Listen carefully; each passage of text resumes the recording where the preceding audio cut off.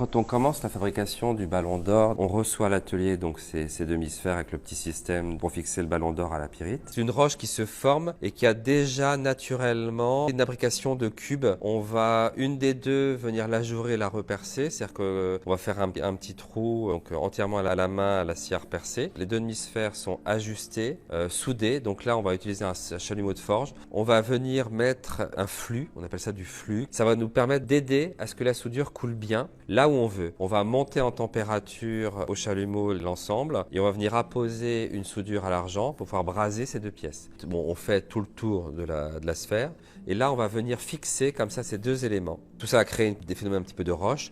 Donc pour nettoyer tout ça, on appelle dans le métier dérocher. Donc on va plonger dans un bain d'eau avec un petit peu d'acide sulfurique dedans pour avoir le laiton bien propre, bien net. Ensuite on effectue un rinçage à l'eau claire.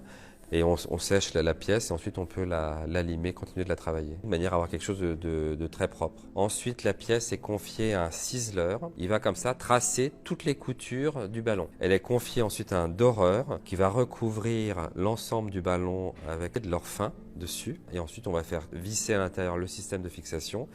Une fois que le nom du gagnant l'a, on confie la pièce à un graveur qui, à la main, va graver tout le logo et également le nom du vainqueur.